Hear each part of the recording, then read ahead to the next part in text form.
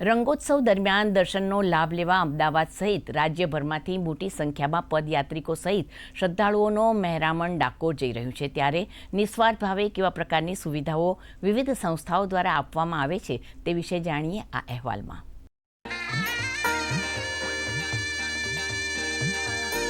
હોળી અને ધૂળેટીના તહેવાર નિમિત્તે અમદાવાદ સહિત અનેક સ્થાનો પરથી મોટી સંખ્યામાં રણછોડરાયના ભક્તો પગપાળા સંઘમાં ડાકોર જઈ રહ્યા છે અને ડાકોરનો માર્ગ જય રણછોડ માખણ ચોરના નાદથી ગુંજી ઉઠ્યો છે। હોળી અને ધૂળેટી પર રણછોડરાય ભગવાનના દર્શન કરવા માટે શ્રદ્ધાળુઓ પગપાળા યાત્રા કરીને ડાકોર જતા હોય છે। આ પરંપરા વર્ષોથી ચાલી આવે છે અને પગપાળા યાત્રા સંઘોમાં દર વર્ષની જેમ જ આ વર્ષે પણ ભક્તોમાં અનેરો ઉત્સાહ જોવા મળી રહ્યો છે।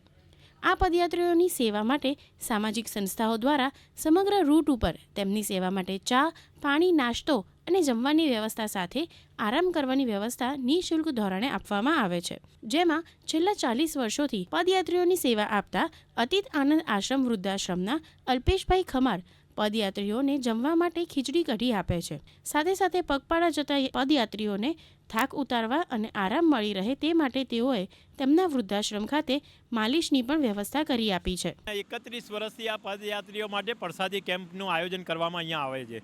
ચોખ્ખા ઘીમાં ખીચડી કઢી ખવડાવીએ છીએ અને 31મું વર્ષ છે આ અમારું ને પબ્લિકનો ઘસારો રાતે આ ને તે ખૂબ રહ્યો ને સારો રિસ્પોન્સ મળ્યો છે અમને અને બહુ સારી વ્યવસ્થા અહીંયા બધી રહી છે અને બહુ સારી રીતે કોઈ જાતની અમને અહીંયા કોઈ તકલીફ પડી નથી। અમારો સંઘ છે એ છેલ્લા 25-30 વર્ષથી જાય છે, પરંતુ હું 4 વર્ષથી રહું છું અને મારા માથે જે છે એ 52 ગજની ધજા છે, જે 52 ગજની ધજાનું ખૂબ જ મહત્ત્વ છે અને જે રણછોડરાયની ધજા છે। માથે ઠાકર હોય એટલે થાક લાગે નહીં, રોજનું કિલોમીટર કપાતું જાય, જેમ જેમ નજીક જતા જાય એમ એમ દ્વારકાની અને ડાકોરની યાદ આવતી જાય। હોળી ધૂળેટી દરમિયાન ગુજરાતમાં ડાકોર અને દ્વારકામાં ભક્તો કૃષ્ણમય બની જાય છે।